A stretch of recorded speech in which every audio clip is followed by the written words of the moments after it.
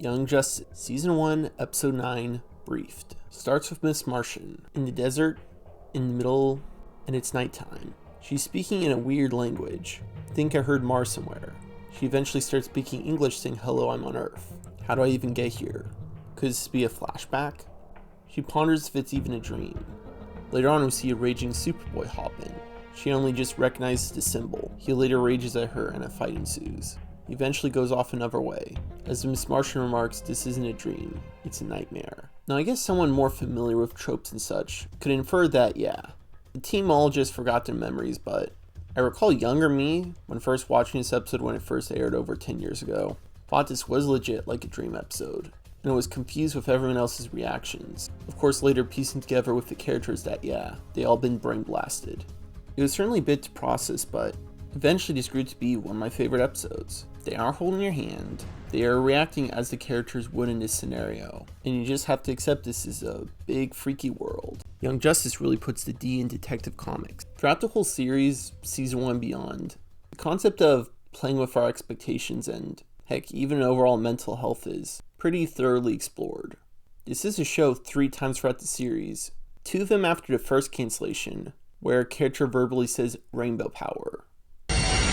Ooh, rainbow power! Rainbow power. Cool. We should get you a green ring.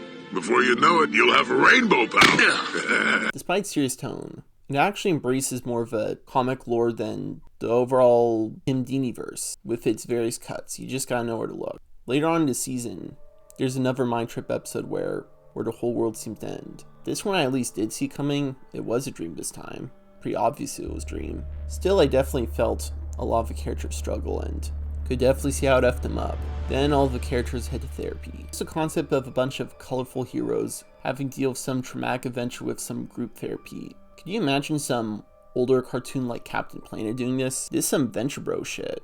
Only this cartoon's not parody, it's meant to be more official. You overall get a lot of insights. Probably the darkest is Superboy, where he comes to grips he actually felt good about himself, feeling more responsible in this scenario. Guy didn't know how to live with himself.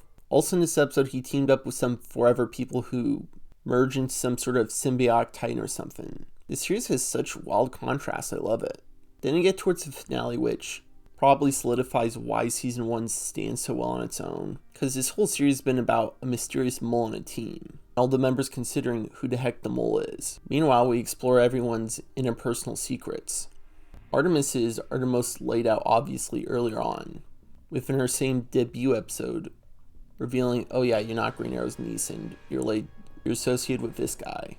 Later on, we'll get details of Megan and her heritage, Superboy possibly going down a path of addiction. And you know what ends up happening? They all end up having a group coming out session, where they all could have been exploited for their weaknesses.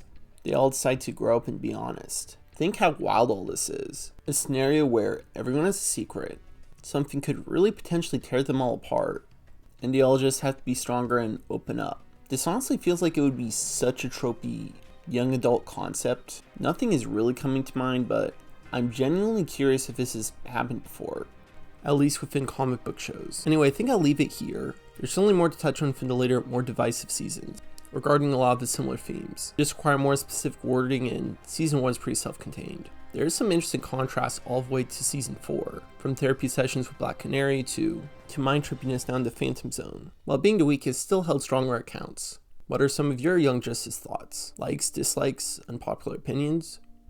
I'm always interested in what you have to say, and feel free to let me know. Young Justice away.